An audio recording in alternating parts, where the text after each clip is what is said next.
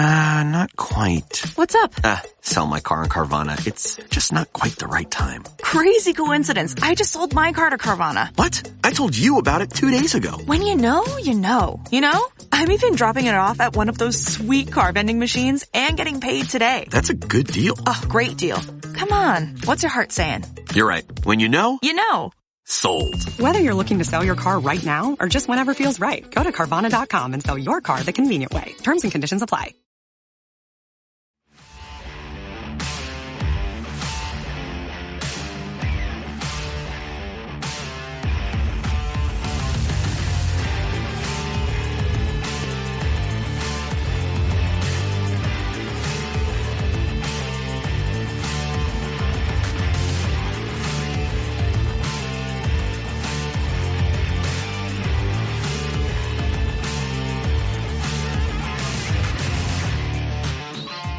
Welcome to the Idaho Sheriff Livestream Broadcast with Dan Wilson for Kootenai County Sheriff, where we discuss all things liberty without compromise. This is the only flim-flam free broadcast in all of Kootenai County. I'm your co-host and producer, here to screen your questions and comments. My name is Dawna Wilson. We invite all questions. Dan's going to answer them all. And you're only going to be put in a temporary timeout if you're being vulgar or flooding the comment section unnecessarily. Anybody with a question, just put that right into the comment section of whichever platform you're watching. As always, for the most interactive and full screen experience, join us on Facebook or YouTube. If you're over on Instagram, we will also include you in the conversation. And right now, yes, right now, take a moment to share this live broadcast to your profile so that your friends can also join in. Do it.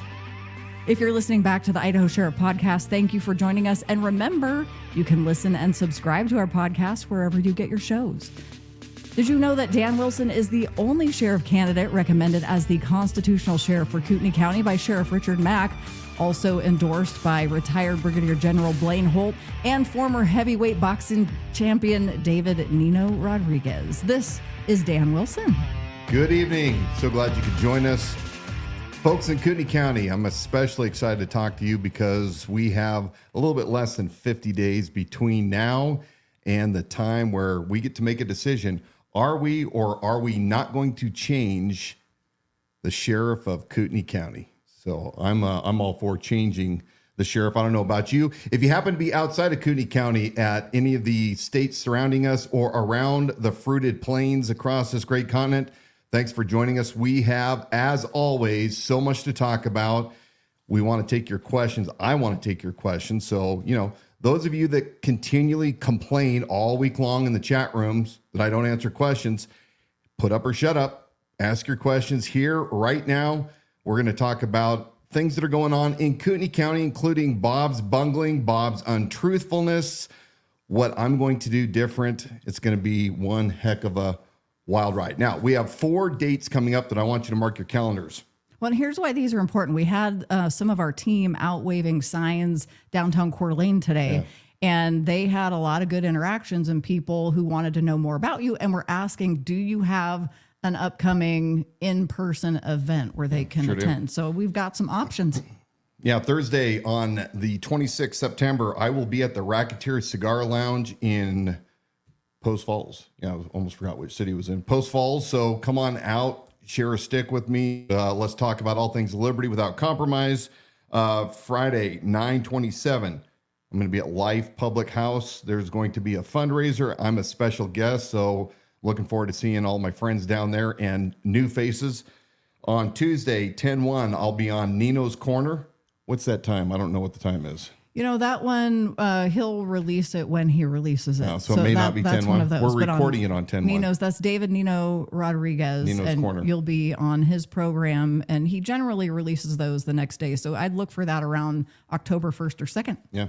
And then finally, October 5, it's a Saturday, I'm going to be down at the Safe Harbor 5K Fun Run. So come down and see me and my team down there. Again, a great place to talk about all things concerning Kootenai County and the Office of Sheriff. So, yeah. That Safe Harbor 5K Freedom Run, I believe, is at Riverstone Park in Coeur d'Alene.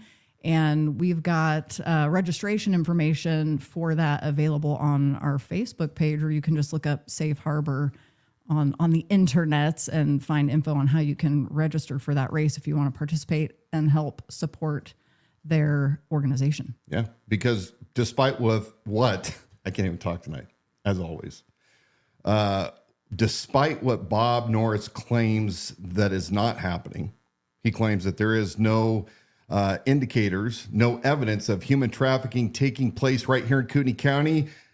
I know that there is, and it most definitely is completely egregious to say otherwise. So yes, we support all local groups that combat human trafficking, sex trafficking, human enslavement, whatever it is concerning the taking away of people's rights. We're going to be there to defend. A reminder as you're joining us tonight on the live stream that you can submit a question into the comment section on whichever platform you're watching, and you can do that throughout the show. Even if we're off and running on a different topic, go ahead and interact with the conversation. Sometimes we like to put those up on the screen and interject that into what we're talking about. Yeah. Now, there's a couple things that I want to make certain that you as a voter understand, and that is you do not have to be an independent or a Republican or a libertarian or a constitutionalist to vote for me in the November 5 election. Sometimes I know that the primaries cause a little bit of confusion. Yes, there was a primary back in May, and that is to determine which party is going to put forth their candidate. Some parties I don't think even ran a candidate, but right now, Bob Norris and myself will be running neck and neck for the contender of Kootenai County Sheriff. And I very much believe that I've been able to reach across all different beliefs and backgrounds. In fact, we had a great email that came through just, a couple days ago. Somebody saw the billboard that was up off of Hayden Avenue, and they said, hey, we like this. It caused us to go to your YouTube page. We found out that you are anti-big government surveillance.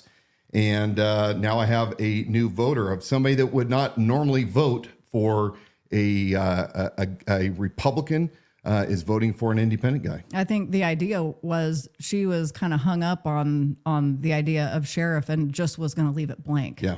And so once hearing your message and realizing what you stood for, she was compelled to actually mark that box and vote for the office of sheriff. And that is not the first time that we've heard that. Oh, it's happened multiple times. That there are people, there was another guy who I think he may have said he's not voted in an election yet. Yeah, that's correct. And he's in his 40s, I believe. And this race, this campaign, Liberty Without Compromise, he has been inspired to actually go cast his first vote. Yeah. And with Dan Wilson for sheriff being on his first ballot. Well, look, the message of Liberty Without Compromise goes across everybody's different backgrounds and beliefs. The First Amendment was very explicit that every man has the right to worship the way he sees fit. You have the right to say what you want. And I think that that's just a few of the First Amendment, because somebody's going to come back and say, well, there's more to the First Amendment. But more to it. The point being that those that love life, liberty, and property as the founders intended want to gravitate towards somebody that truly understands. And there's nobody in this race other than myself that has continually stated the same message for the 10, 11 months that I've been campaigning, which is a platform of life, liberty, and property for everyone, regardless of what your belief system is. So we have a viewer over on Instagram that says 100% constitutional supporter. Yeah. And then also a viewer over on YouTube, Shannon. She just wanted to check in. Shannon here. Hi, Shannon. Thanks for joining us tonight. Hey. Are you sure is Shannon a she or a he? Oh, I don't know if I said she, but Shannon, thanks for joining us tonight. Yeah. Yeah, that could go either way. Pat. You got to be careful. Pat or Aaron. Yeah. Okay. All right. So tonight I want to talk about the lies of Bob Norris, untruthfulness. Now, Bob does not get hemmed up enough about those things that he claims one thing, but is absolutely the opposite of what he claims. Now, one thing that has been hitting me over and over again on the campaign trail is these questions. Well, are you going to allow the federal government to come in and take my guns? And, the standard answer is when it comes to mass confiscation, no, we're not going to allow that in Kootenai County under Sheriff Dan Wilson. And I don't need to sign a red flag letter that I have notarized by a local bank notary to tell you that I'm going to stand up for everybody's rights equally across the boards, whether it's First Amendment, Second Amendment, Fourth, Fifth, and so on. But Bob likes to grandstand. In fact, he probably said a little bit too much before he knew somebody was running against him and figured out later on that it was going to come back to bite him. So one of the questions that Bob has received, just like me as well, what are you going to do? Are you going to stand in the gap between, the feds when they try to come and take my property or bust my door down? So I think one of the things that I want to show up first is slide number 1, which is, see if I can throw it up real quick here. Not a video, but slide. Yeah, we'll throw that slide up, but let's watch video number 1 first. And this video is from a town hall that took place last fall, just about a year ago. I think it was September 21.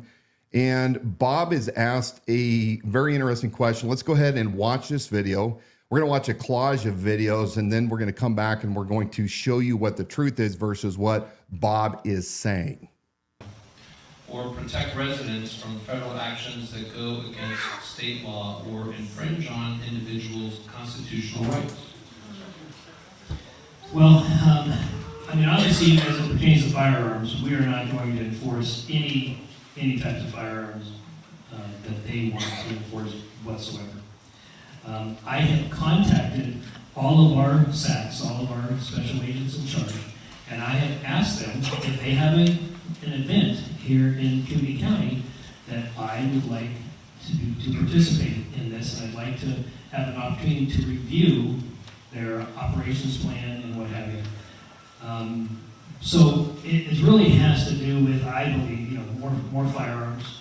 We have had situations where we had a federal parole officer that had an individual that was on federal parole, and the deputies are inside, and the federal parole says, hey, I'm going to take these guns.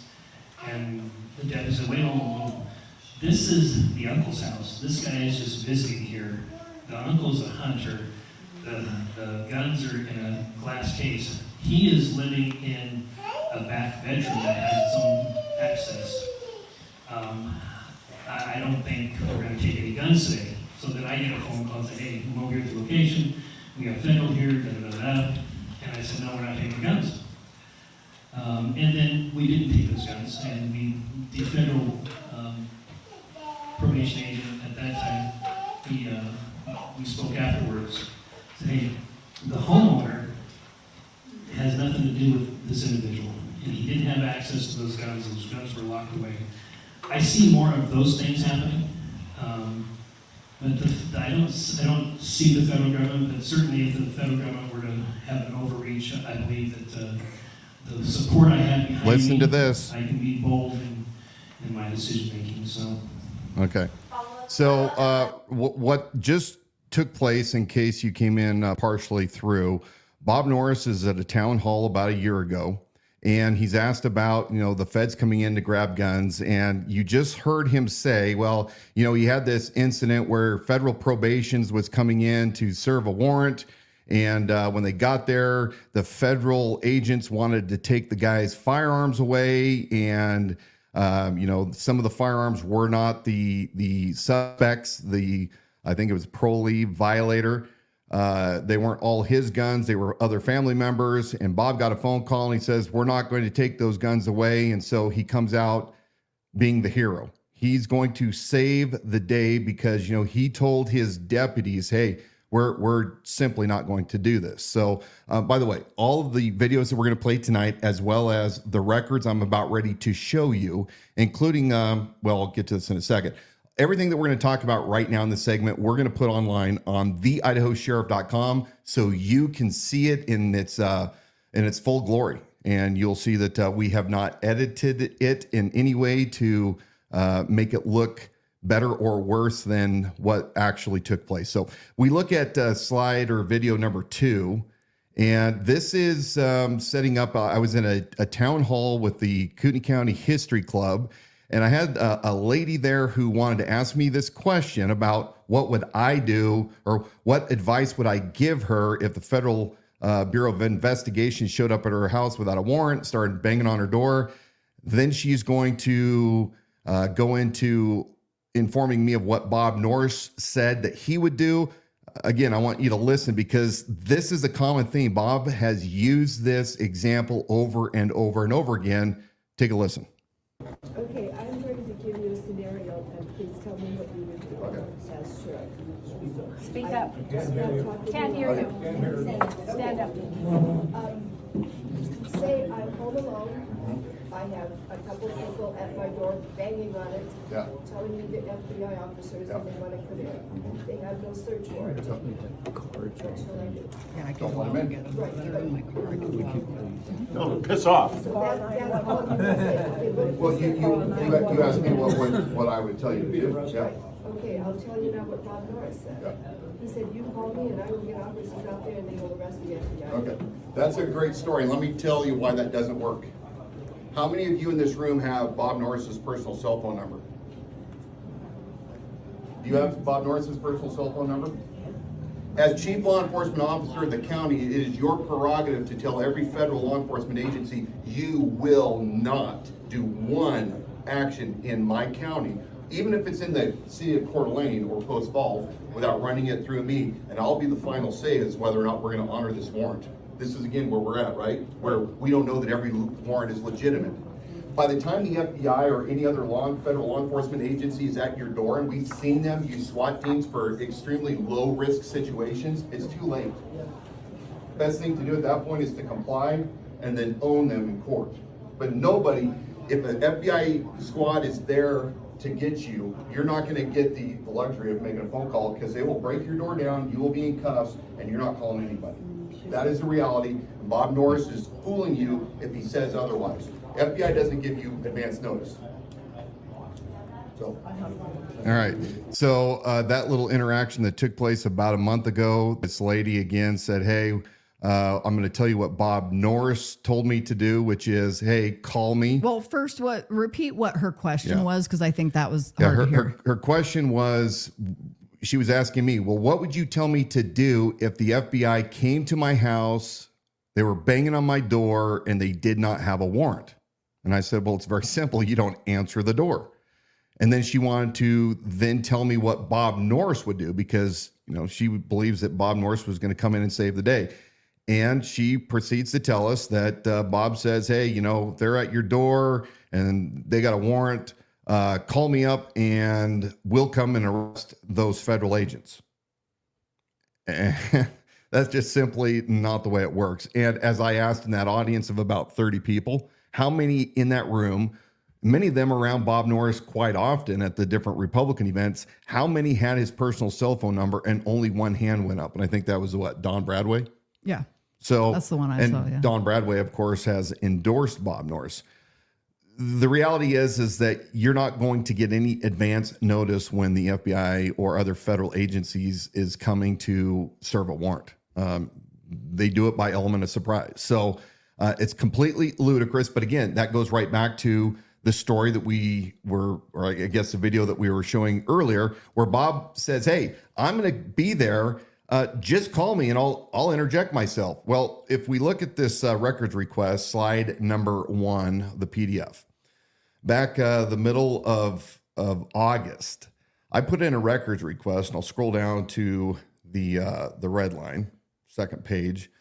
And this is what I requested. I took that first video that you saw and I said, please provide all incident reports and CAD notes for the incident that Sheriff Norris referenced regarding federal parole officers attempting to remove firearms from the residence during the September 21st, 2023 town hall held in Hayden, Idaho. I gave the link. I gave the timestamp starting at 1:05. So if you're on Rumble and you want to look up Coeur d'Alene Freedom Watch, see that video yourself, you can go straight there at the 1:05 mark.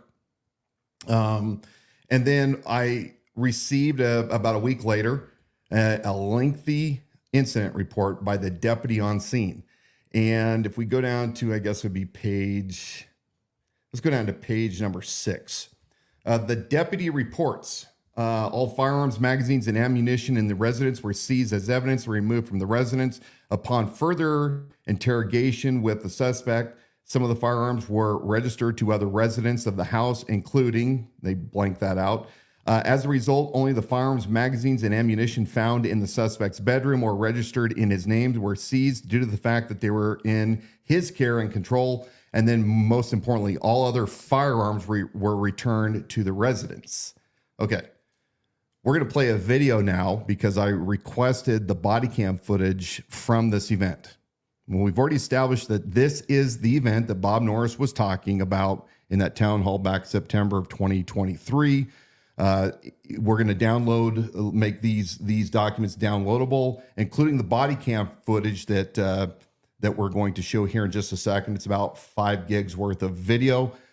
You guys can look at it again to see for yourself what took place. I think it's very humorous, especially when it comes to the federal marshal and some of the outlandish things that this guy did. Wasn't the most high-speed individual, but I'm going to go ahead and play video number 3 so you can hear who really told the deputy about the way things were going to go and whether a firearm was or was not going to be seized. So let's go ahead and watch that third video. There's 18 guns in the house. So do we take all 18 or just the ones that, I mean, they're all like, he's got a couple in the room that he says where his stuff is. There's a cabinet that has more guns. They're all long guns. So I don't know, and they don't all belong to him. They kind of like the whole family like has here and there a mix and match kind of thing. Were there any in his room? Yes. Like, take those. Okay. There are other members of the family there. Yes, not currently, but yes, other people live here. So they're stupid for allowing those guns to be there. So I would defer to what probation would like done. Okay. Because if he is not the owner of the firearm, right, that again is a probation violation, and we can't show possession of, but we can show possession of the ones that are in his room that are his. I would take those, and then probation needs to talk to the other people in the house and say, do you realize by you having these firearms here, you're causing him to violate his probation? Okay. So, but I don't want to take guns that belong to another person. We're really starting to cross into some Second Amendment territory, and which in Idaho is a sketchy thing. Right.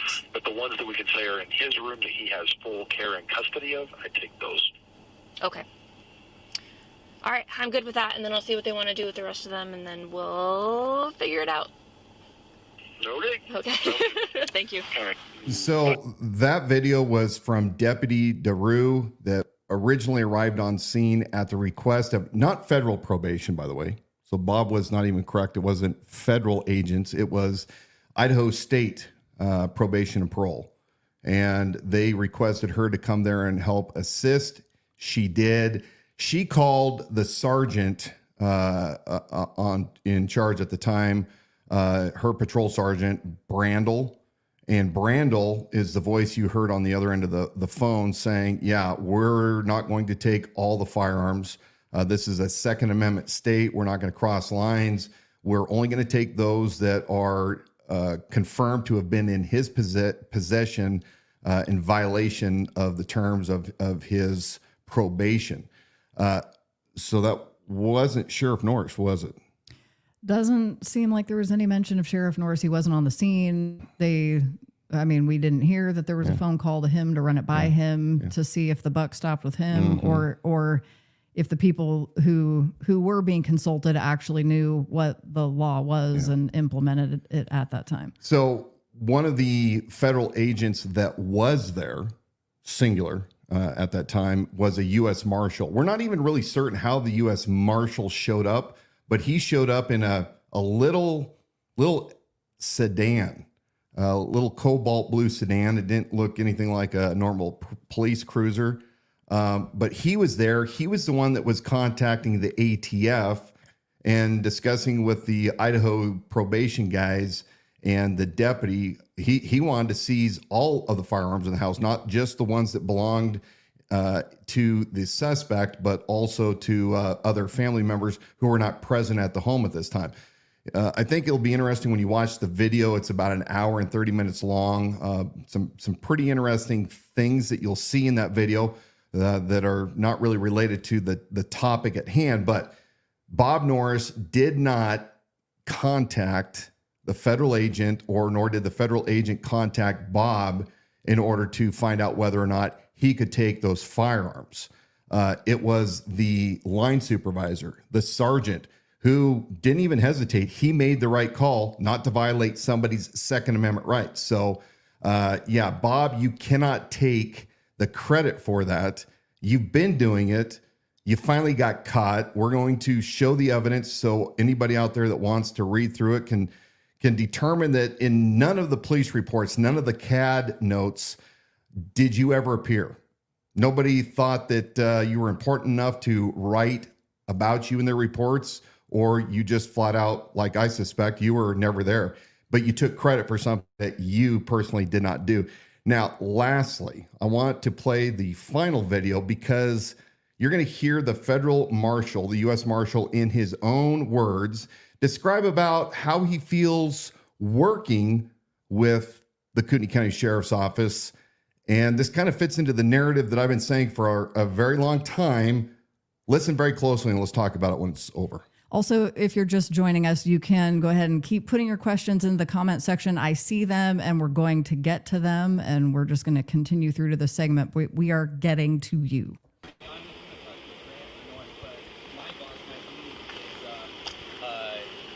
out right now. I can call him. He has a great relationship with Fred. I don't want to. We absolutely love working with you guys, and it's getting so much better now that Norris is in. And so I don't want to ruin any of that. And again, I can't stress it enough. I'm not even okay as a federal agent doing this right now. It's just I'm being told to do this right now. So let you call your guys. I'll call the AUSA back, and then I'll call my boss, and we'll come to an understanding. And hopefully, it'll be one of two ways. We give them to the county, who can give them right back to the parents. Okay. So that's the U.S. Marshal. And U.S. Marshal... Wilson, I don't know what your problem is, because he was giving Norris a compliment and saying it's gotten so much easier since Norris has been here. So what is your problem? Yeah, right. So take note, folks, that he's speaking specifically to that Sergeant Brendel. He's trying to say, you know what, we do want to take those guns.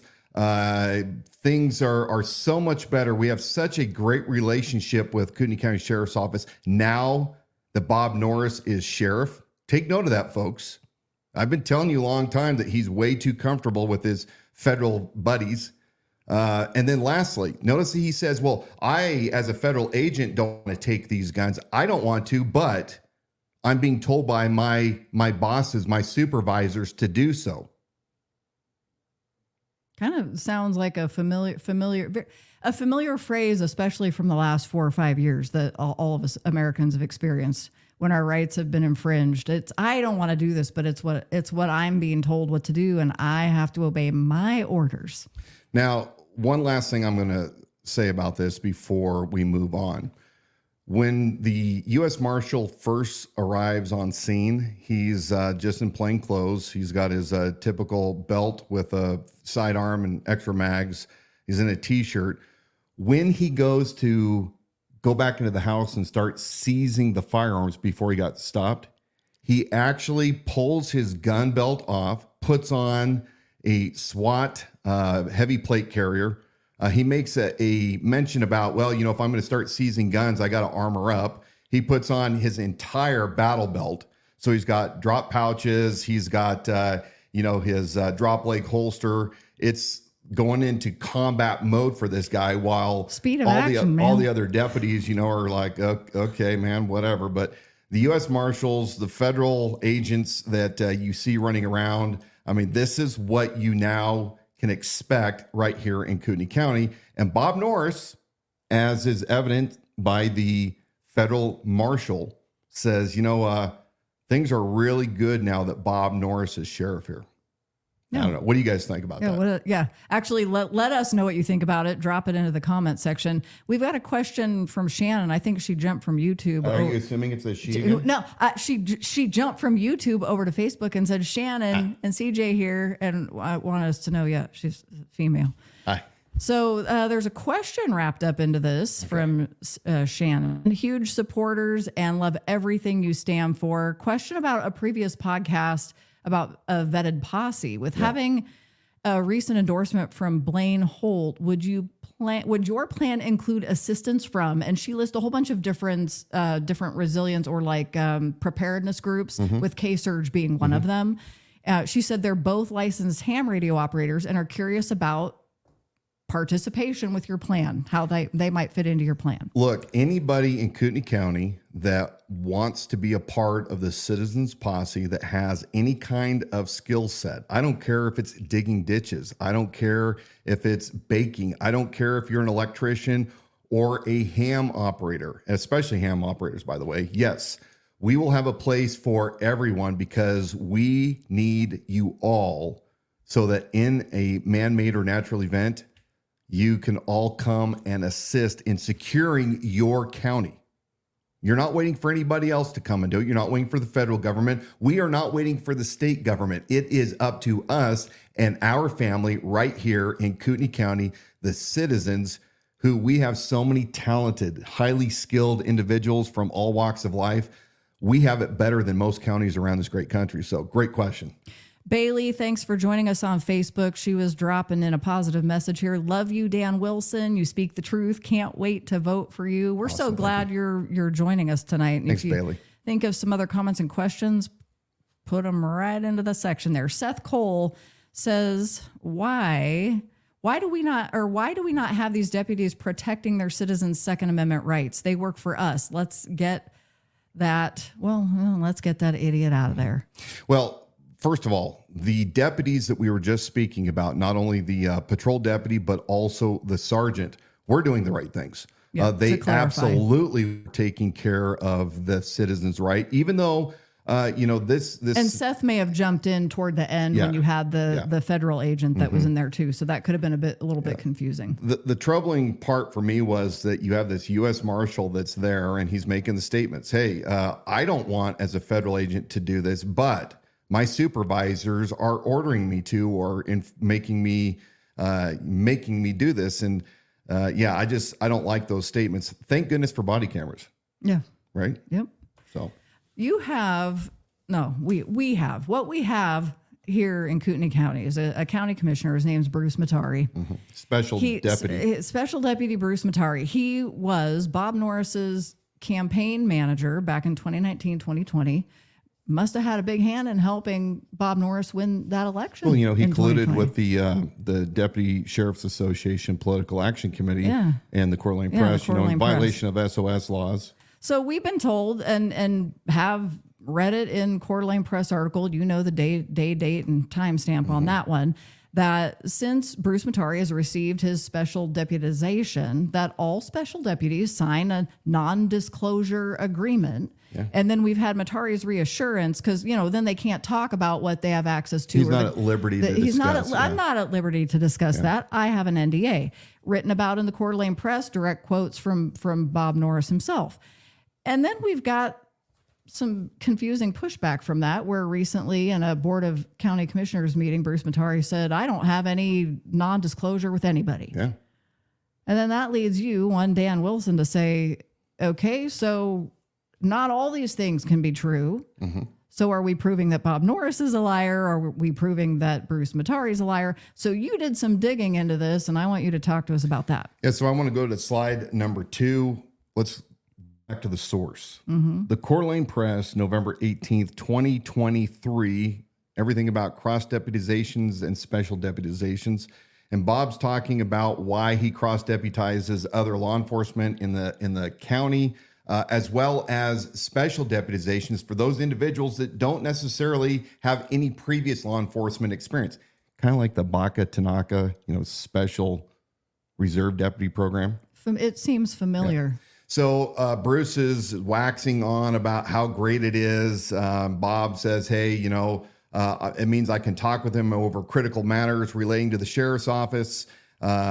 His communication skills are outstanding and very professional, so I use Bruce in that regard.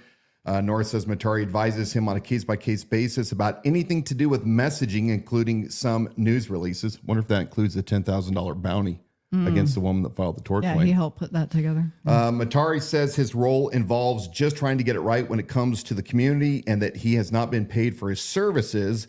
Being a special deputy advisor allowed the sheriff to have a more candid conversation with me about the issues inside the KCSO and how that affects the community.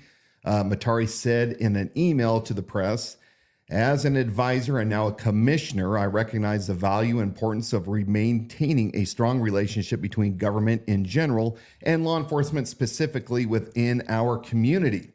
After the press inquired about Mattare's special deputy status, he published a blog post elaborating on his advisory role. I simply provide advice to the sheriff about issues that affect the community, mostly through better communication, he wrote.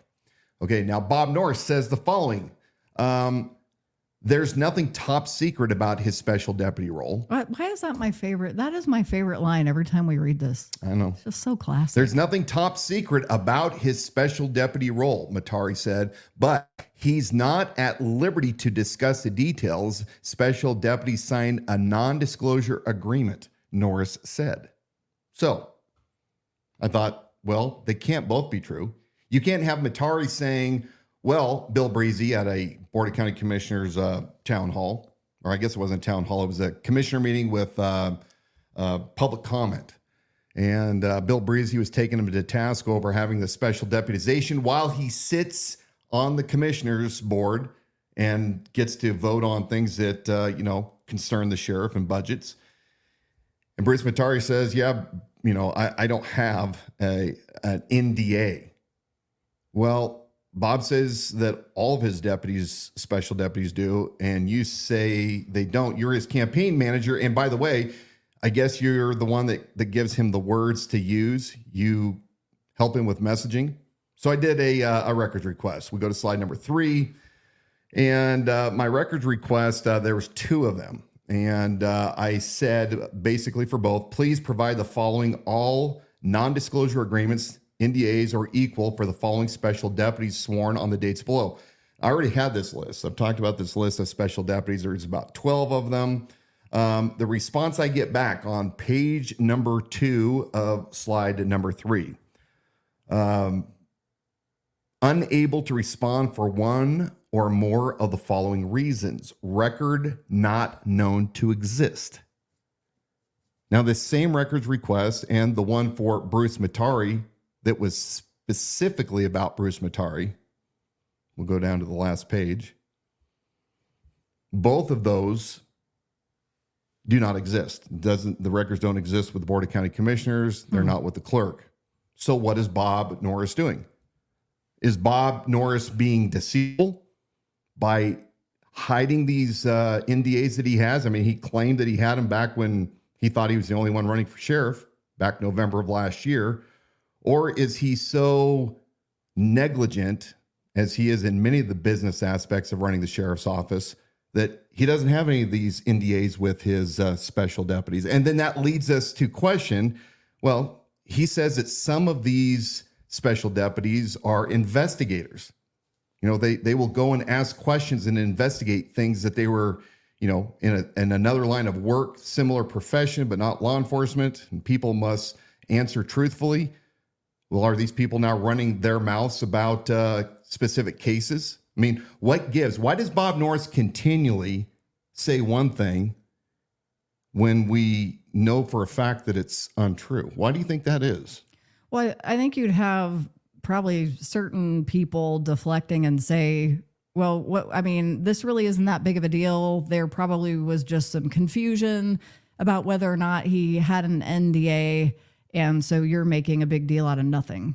Well, I don't think so, because again, both of them were giving their comments freely to the Coeur d'Alene Press. And at no time in the past year have they ever done a retraction for any of those statements.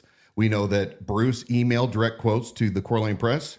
Bob Norris was quoted directly from the reporter. We know that Bob has said before, Well, you can't trust what the Coeur d'Alene Press says. They're hearsay. And yet, Bob, produce the email or the letter demanding a correction or retraction for the statements. I'm concerned, as I always am with the way he's running things, that these special reserve deputies are very similar to those that were down in the Baca Tanaka, Los Angeles County Sheriff's Department, where they're able to do whatever they want with no supervision because nobody's paying attention to what they're doing. And if they're not following the rules and the policies, then what kind of liability are they to the county at large? You guys need to be asking this question. Again, I produce things for you to read about, to think about, but ultimately you, the people, are the ones that have to hold Bob Norris accountable for the actions that he does, both good and bad. And so far, it seems to be far more bad than good. Now, one last little tidbit. I did request all emails between Bob Norris and Bruce Mattare between, I believe it was May and August, concerning the budget. And once you know, there wasn't a single email that they returned to me. That's a little odd, isn't it? Yeah, odd and interesting. Are they communicating via non-official government means, or are they withholding that evidence as well? They probably communicate via smoke signal. You well, I heard that Bruce has cigar parties with VIPs that come into his house. I mean, I've heard from those that have attended those that he has quite the soiree. So before we move on from this, what seems to be either Bruce Mattare is lying, Bob Norris is lying. And again, like Dan was saying, he presents this to you, the people, the taxpaying citizens of Kootenai County, to decide how many of these things that where there's misrepresentations, inconsistencies, deflecting, dishonest, flat out lying. How many of these stack up before you get to the point where you decide this is just not a trustworthy, moral, and ethical person that I want to vote into office? But the question I was going to ask you, how common is it if you are deputizing people, you're the sheriff and you're giving special deputizations, how common is it that there is a non-disclosure agreement in those cases?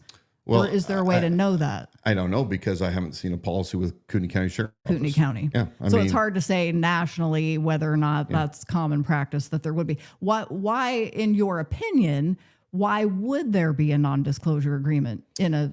Well, because again, if you're not sworn, if you're not commissioned with the state by post, or in Washington, it was Belia, what are your credentials? How do we know?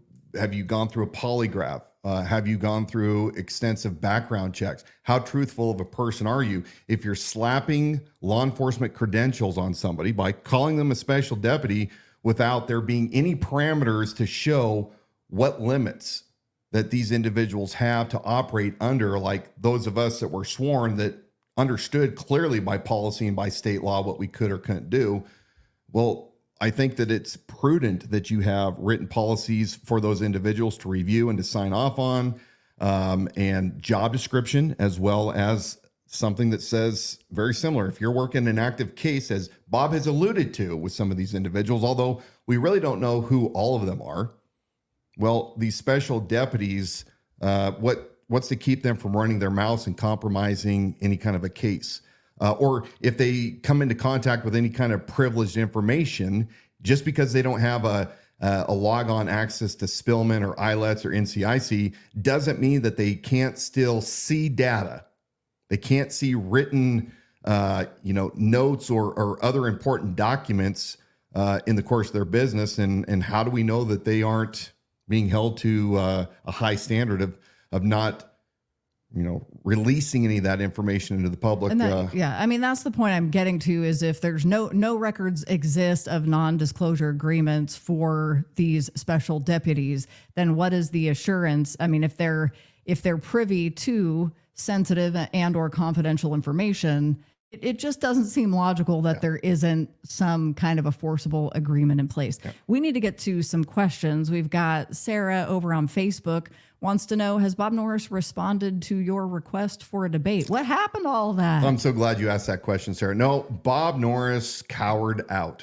He knew that he just was risking too much to debate me. He did a half-ass attempt to deflect as to why he wouldn't do that. And basically what he says is because back in the primary, when he held this event that he demanded that I show up to because I was asking the questions, and he erroneously has referred to this as a debate. It wasn't. It was a demand that I show certain evidence for things that I was requesting.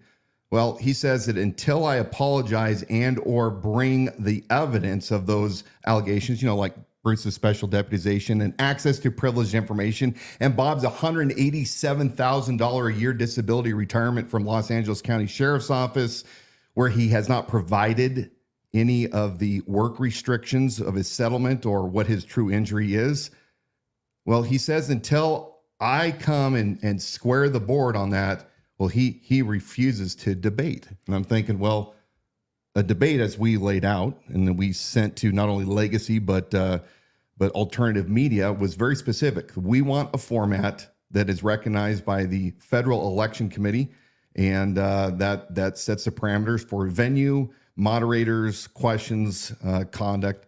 And at the end of the day, it's all an excuse like Bob is full of. He's always full of excuses. And Bob, you're a coward. Here, this transitions nicely into another question from Trey over on YouTube. Thanks for joining us. He wants to know why Bob Norris is on disability. But so one of the things that came up toward the beginning of your campaign that led to the way Bob Norris responded, instead of answering the question that was being asked, Dan Wilson is asking a question he personally wants to know, and he's asking it on behalf of all tax-paying citizens and voters of Kootenai County. Bob Norris is on a large disability. What is the nature of your disability, or what is the disability, and what is the nature of your work restrictions based on that disability? Simple questions that he was able to evade those questions back when he was running in 2019 and won that election in 2020. Never really leveled with the people of Kootenai County. So that's one of the things that led to the clown show he put on. He's emotionally unstable. We have talked about this week after week after week. He cries at the most ridiculous things in town halls. We're not talking about dead children or heinous things that have happened in the commission of a crime. These are just everyday events. He's talking about not being able to plug all the holes in the sheriff's office with personnel, and KXLY has to break away from him because they admit that he is very emotional. I'm at a town hall up in Hayden, and somebody had dared to say that he was a white nationalist, some national newspaper, and he breaks down and he cries, so uncomfortable. And then he did it again at the Pachyderms this spring when he was introducing himself. Or he blows up at people that he doesn't like at the fair, people that were wearing Eamon Bundy t-shirts. He got into their face, was yelling at them, "Get out of here. You ought to be ashamed of yourself for wearing those t-shirts." The dude appears to be continually mentally unstable. So, are you accusing Bob Norris of criminal activity if you're asking what exactly is your disability and what are the restrictions of that disability? You are on a significant annual disability. Yeah. And it increases every year. Yes, it increases quite a bit every year. And the thing that he's come out and admitted to try to make you a laughingstock is I have 12% and 13% shoulder injuries. Yeah. Still not showing anything that's actual proof. It's just, hey, we swore an oath and I swear I'm telling you the truth. Yeah. And I'm on $180,000 plus a year. 187. I was being nice. Yeah. Plus is 130 or 40 for like minor, a couple of squeaky shoulders. Yeah. And it's just like that. I don't know. That still doesn't make sense to me. Well, Bob himself could shut this down. He could have shut it down 10 months ago. All you have to do, Bob, like we have requested over and over again, is show us the actual disability. Show us the disability and the reason for your separation from the sheriff's office, why you can't work anymore. And more importantly, show us what your work restrictions are. Because if you were disabled down there and you couldn't perform your job anymore, what says that you are capable of doing it now? I mean, I was told by a family member that Bob had a heart attack back in 2003. I was going to ask, and was off work for almost a year. If there really was any other word from anybody who knew this dude. Yeah, family member. Yeah. And 2 stents. So I don't know. Could that be part of what the disability is? I don't know. I mean, there's speculation that he got that job from Eric Parra, who brought him back on light duty, and he was at a desk job. But again, Bob, you've never produced any kind of a resume, so show us your records. Why does it matter? I mean, can the guy just have had an injury? We leave him alone in peace. He's a nice guy. He doesn't need to level with us. Two things. Two things. One, this is a highly stressful job. Chief law enforcement officer of the county. And we have seen emotional instability. We need assurance that this man is competent enough to sit in the office of the sheriff and with all the demands that are there to competently carry out those duties and not keel over. So that's one. Number two, character matters. Bob, you've already said this at a recent town hall when you were asked what's more important, experience or character, and you said they're both equally important. So we're going to take you at your word. Character means everything. And we want to know, are you a man of character? Are you a man of integrity? What are the work restrictions that were placed on you when you got your settlement? You could produce both of these documents readily and make them available, but for some reason, rather than kill the questions and to satisfy those of us that want to know, and the general public that I speak for, you keep doubling down. You show nothing. Yeah, the onus is on you to prove him wrong instead of him being transparent.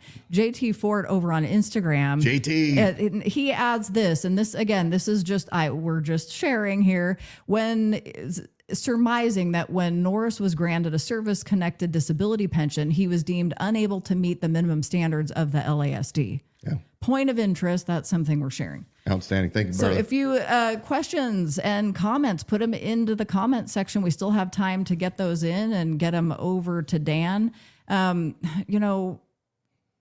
You have been an interesting figure in politics, very brand new to the political landscape. And there's something that makes you very different in that you don't owe anybody anything, and that's made you just like an interesting character as you relate to other people, even in the campaign, the things that you won't compromise, or when you've got a flurry of ideas and suggestions coming your way, it's like very steady and steadfast. And this is something that you practice doing at a very young age, when you could have had advancements in your career early on, struggling in your 20s, struggling to get started. And it was just something that was solid about your character that said, I don't want to compromise in these little things, because eventually I'm going to end up owing somebody something for making my life easier in a time that's right in front of me, versus sticking it out, doing the hard work up front to know that I can remain a free man. Yeah. What tell us about that time in your life in your 20s when you were faced with an offer that a lot of people wouldn't have been able to refuse, but you saw something different in terms of being able to remain free by not accepting that?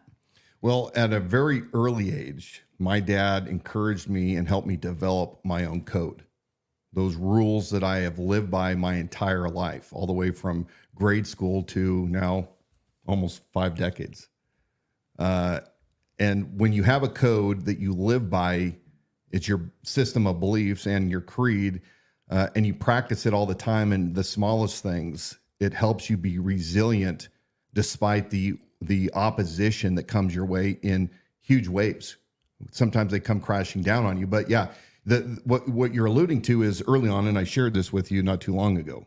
I was a young contractor. I was in my early 20s, had a brand new family, and I was really working 7 days a week, like so many men that are my age that, in the early 20s that are trying to get our leg up in the world. And I was in construction, and I was working for a very prominent estate in Spokane. It was a winery, a lot of work up there. It was pretty cool to have people in the public see the work that I was doing. I was proud of the work.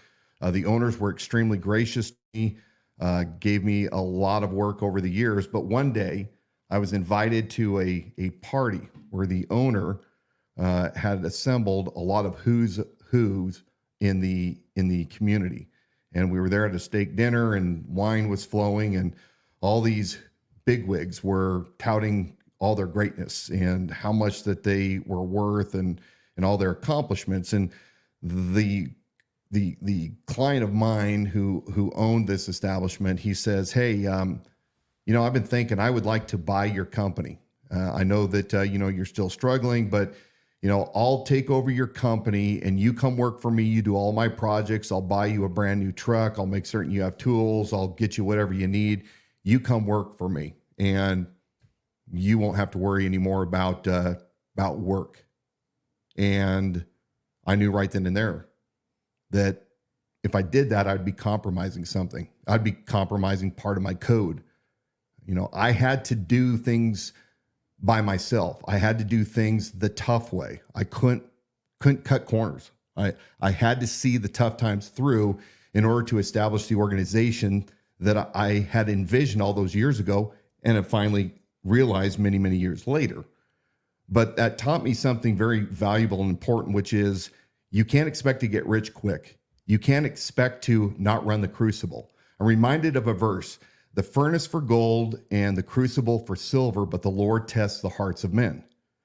And I believe that was one of those times where I was being tested. Are you going to give in for a life of ease, giving away your dreams, your achievements for a certain security at the expense of liberty?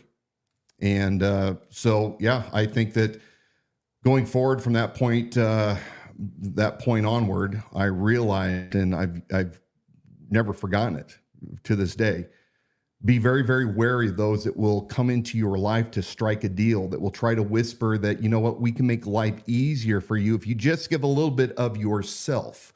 And my advice to all men and women out there that love liberty without compromise, don't ever trade the hardships that can come into your life for a certain security that will eventually enslave you. You have to. Everybody has to do things the hard way. But when you do things the hard way over and over again, and you don't take handouts, when you do things with integrity, it builds your character, and eventually you can be resilient to anything that comes your way. We're getting down toward the end of our hour, so I want to hit another question in here. It's from a YouTube viewer. Thanks for joining us. Obsession 049. Got a question about ICE report that was alleging our county is not cooperative. So some people might say, this is old news. Mm-hmm. You were really actually very careful on coming out with a statement or making any assumptions, and you held back and waited till more information came out about this, which turned out to be a good thing. Norris claimed it was an error on their part. Has that been corrected? I think they tried researching it themselves, but couldn't find anything one way or the other. So I just received a bunch of emails that I requested through public records. And back at the end of August, the Center for Immigration Studies had published some FOIA documents from ICE. And in some of these FOIA documents, ICE was claiming that Kootenai County was one of 3 counties in Idaho that was considered to be uncooperative with ICE, Immigration Control and Enforcement. Well, that set off a firestorm, and I read through the emails, and of course that caught Kootenai County Sheriff's Office by surprise, and they were trying to combat many of the inquiries as to what they were and weren't doing, and how could they, not be cooperating with ICE. Well, as Dawna alluded to, it turned out that ICE had erroneously reported out of the Seattle division, which oversees Idaho, erroneously had reported that Norris was not being cooperative with the detainments. We haven't seen an official letterhead memo from Homeland Security out of Seattle stating that was incorrect and that they've updated the records. We have seen emails that say, hey, Homeland Security, we did mess up. But I'm really glad you asked this question, because back in May, I was questioning why Bob Norris and the Kootenai County Sheriff's Office were not part of ICE 287G program, which in essence allows the local sheriff, especially that runs the jail, to have a couple of his deputies cross-deputized with ICE in order to facilitate the actions, the duties of a ICE agent in helping to facilitate a quick deportation of criminals out of the jail that are foreign nationals without proper immigration status. And so I had been asking this back in May. I hit Bob up with it. It went on deaf ears. But right after this erroneous report came out, there was a town hall of sorts on X. And the who's who were on that broadcast. And we played this a couple weeks ago. If you want to go back and watch, I think it's on our July or August 30th special on immigration and ICE 287G, and they'll lay it out. But I'll conclude by this. He was asked by the who's who, Theo Wold and a couple other locals, if he would be a part of the 287G program. And he said, absolutely, 100%. And you could tell by his answer, he had no clue what he was talking about. And I've contended that Bob doesn't pay attention to the details. And once again, Bob got caught with, and Jeremy Heil, his jail captain, got caught with their pants down because they should have known that this program exists. Now, while they may be cooperative with ICE detentions, this 287G program, in essence, does not make the jail hold these guys an extra 48 hours in order for a ICE agent to come and to process these criminals that have been held in the jail. I'm going to pull up this last email that I received. I think you guys might find it interesting. We'll provide them for download as well. Tuesday, August the 27th. This is about 3 days after Bob Norris told everybody in this town hall online that he would be a part of 287G. This is from DHS Cantrell to Jeremy Heil, who is the jail captain. Good morning, Captain. I received your request and am working on getting a response. However, in order to issue a formal response, I have to route it through headquarters for public approval. I will attempt to push this along as best as I can. I apologize again for the ruckus this has caused and ask for your continued patience. That's in regards to the original, erroneous claim that they were not compliant. Now, Jeremy Heil, and it looks like I grabbed the wrong one. Actually, I'm sorry, I didn't go to the top. Jeremy Heil's responding to this email. He says, thanks for your assistance. I'll pass this info along. Also, the sheriff has asked me about the 287G program, what it looks like now, and if it would be feasible to look into us becoming part of that program. Do you have an agreement under that with any Idaho agencies right now? I know the Idaho State Police has some agreement, which may be under that or a different memo of understanding. Thanks, Heil. Okay. So Heil, Captain of the jail, doesn't even know what the 287G program is. Well, so he was asking on Bob Norris's behalf. So here and is this was after the town program hall, with Theo Wold. Yes. Okay. Just so making sure. We're They're establishing once again that Bob had no clue. I was asking this question back in May. Now at the end of August, Bob is trying to catch up. I got it. Your back in May is real short. I just want to put that up there. These individuals right here in Kootenai County.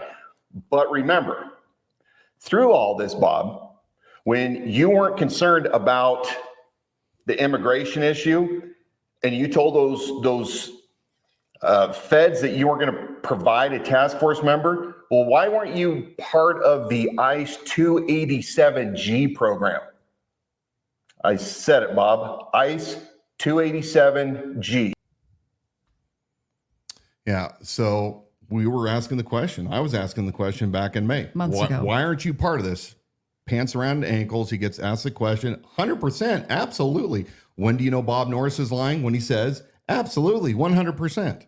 So Captain Heil received a follow-up email from DHS agent Cantrell, and it says, Captain, this is the webpage describing the current 287G program and listing local and state agencies currently enrolled in one of these two types of programs. He gives the hyperlink.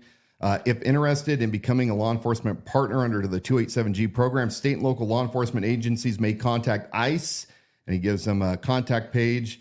And look, at the end of it, he walks him through the exact same web page that you and I used in our special broadcast from 2 weeks ago on August 30th. What is my point to this? My point is Bob Norris has been lying for months, saying that a reserve officer, somebody that's not even worthy enough, he would not hire to pick up dirty laundry off the jail floor because, reserves, we're just POSs.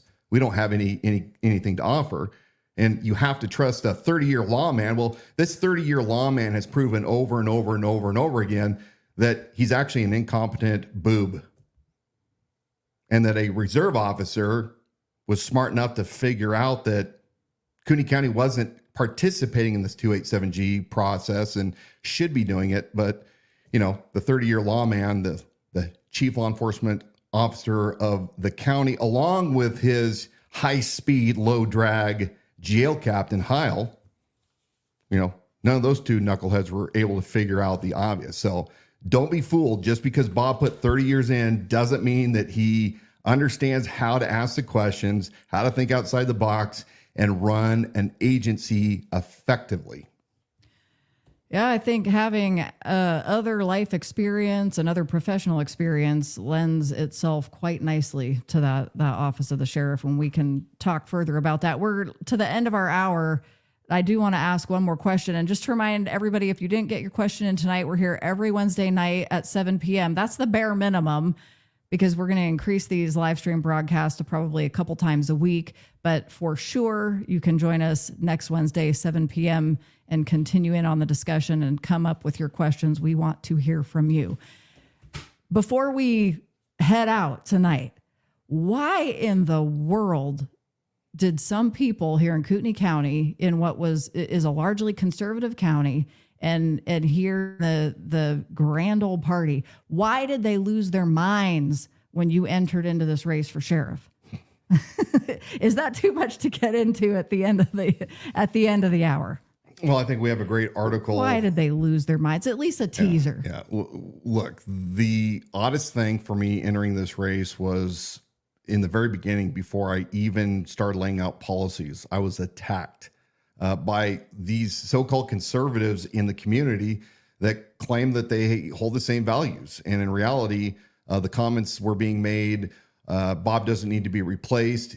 He's doing just fine. You're a cosplay cowboy, making fun of genitalia, making fun of the clothes that I wear, the cowboy hat, all of those sorts of things, extremely unbecoming of not only people that call themselves Christians, because they're some of the first ones to start throwing scripture around and claiming, that they're these really godly individuals.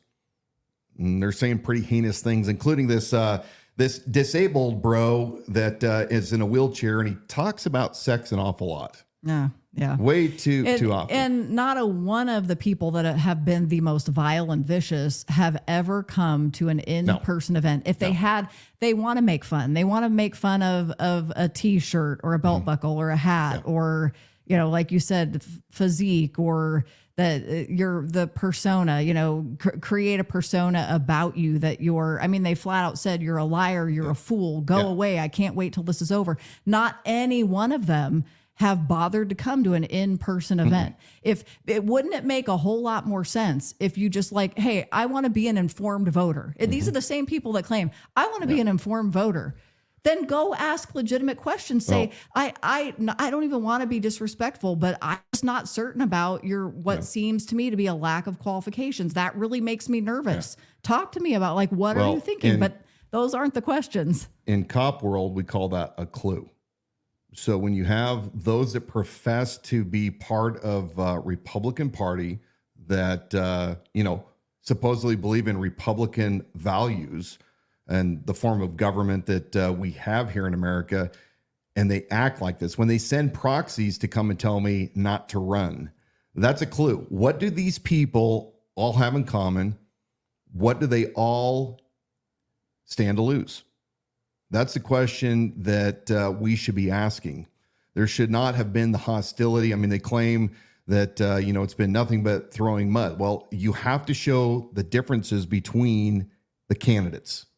And the best way to do that, when the traditional media doesn't bother to do any investigation. In fact, when was the last time they did any investigation on anything that the Kootenai County Sheriff did? I mean, it's just non-existent. Well, Nobody seems to care. Well, you're not allowed to say that it's non-existent. Nobody seems to care because now you're just a prude, and they're just smarter than you are and realize there's no validity to your campaign, and that's why they won't cover it or do investigative reporting. And I know there's a lot more to that. I'm going to screen share our website, and then I'm going to let Dan walk us out here with a word of encouragement. But I want to show you that on our website, we've got a couple of brand new posts because, like we've said, you do want to subscribe to our posse on the website and visit our website often because we are constantly loading that with new information. So a couple of the latest, Dan was on a really cool live broadcast last night with a local radio host, BZ Berserk Bobcat Saloon Radio Show. Can almost not get that out.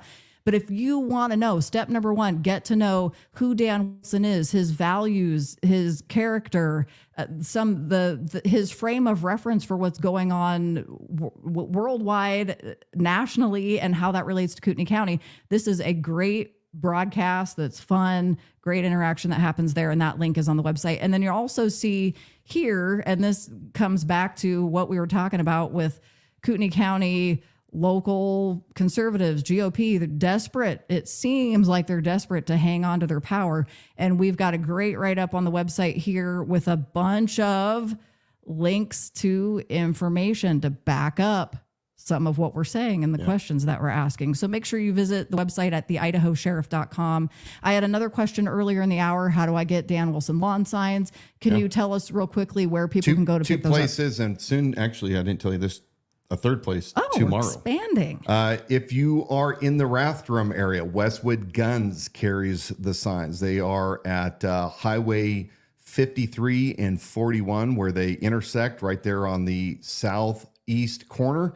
On the other end of the Bi-Mart, go in and talk to Duke. Duke has an amazing gun shop there and all accessories. If you're in Hayden, you can head over to Survival Enterprises off of Government Way, just a little bit north of Hayden City Hall. And then tomorrow, we're going to be stocking up the Patriot Hangout.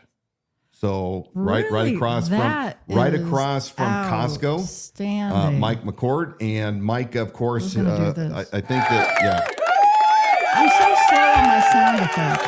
I know he's not impressed. So Mike, of course, is the one that organizes the Trump parades, and you may see them on Saturdays driving all over Coeur d'Alene, or I think sometimes they get on boats. So that'll be there tomorrow. I think it's not technically Niter or Neater. We have to ask Doreen. How do we say that? Right? You're never going to live this one down. So we're going to have those down there. We do need help waving signs. So if you are interested, email us. Let us know that you can help. info@theidahosheriff.com. We need as many folks as we can. Thank you to all my volunteers that have been working tirelessly for the past month. We really appreciate those that were even down waving signs today while you and I were prepping for the show. So got some great photos from that event, and they had good response. Yeah. Once again. Anything else? No, I just want Sarah Jane Hobbs spells Neater for us, but we don't. We need a pronunciation guide. I've always called it We're Neater. in trouble. For 40 years I've called it Neater. Well, Doreen says for the newbie, she's going to tell you. She knows the family the street was named after. So I know a Idaho State patrolman who verified to me shortly after Doreen made her erroneous comment. Yeah, it's Neater. So well, there we go. Neater. All right. Thanks for joining us tonight. I want to remind you all that we are going through very, very turbulent times. You guys have witnessed this for well over 4 years. And you know that liberty is hanging by a thread. We've had the second assassination attempt on a former president and current president nominee. Can I say nominee? Contender? I don't know what you call it. Mm-hmm. Times are really weird right now.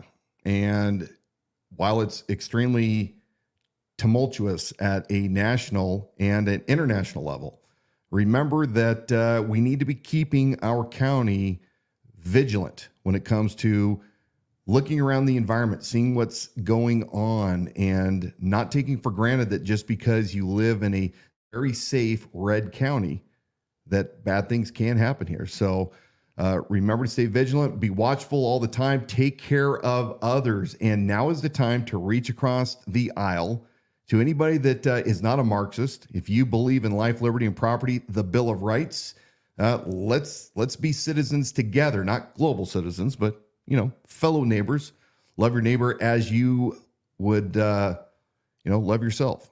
So stay strong and courageous. Remember, we did not descend from fearful men, but we descended from men who understood the times. They dedicated their lives, their fortunes, and their sacred honor. Now, will you personally, offer up your sacred honor to do the right thing, to do the hard things, to not be compromised? Get your code, get your creed. Have courage. Stay strong and courageous. May God bless America. May God bless Kootenai County. May God bless you. See y'all soon. Thank you for joining us on the Idaho Sheriff Livestream Broadcast with Dan Wilson for Kootenai County Sheriff. This whole hour has been Flim Flam free. We're here every Wednesday night at 7 p.m. Subscribe to our YouTube channel. It's easy. The Idaho Sheriff. It's going to give you automatic reminders when we go live. And for the Idaho Sheriff podcast, you can listen and subscribe wherever old place you get your podcast from. How about contributions? Make contributions safely on our website at theidahosheriff.com. You can also order apparel, Liberty Without Compromise t-shirts and hoodies, because it's getting cold. Size medium, Lucky. Oh, yeah. That's his size medium, Lucky. European. You'll look just like Dan. Learn more about Dan Wilson, his platforms, policies. Well, one platform, his policies, and viewpoints on our website, also at theidahosheriff.com. We had so many great people joining us tonight. Teresa Taylor, thank you. We have whole families that are voting for you. Carrie Crowan says, finally made it to a live town hall. Love what you say, what you mean, and stand by what you say. Awesome. Thank you. Sarah Jane Hobbs, thanks for joining us. A whole bunch of you over on Instagram. Mario, Dan, Christy Meeker. The list just goes on and on. We love you guys. Liberty Thanks for without making this compromise. fun. Liberty without compromise. Can I go have a cigar now? Yes, go for it. It's been a long, long day. Right. We'll see you soon. God bless. See you soon.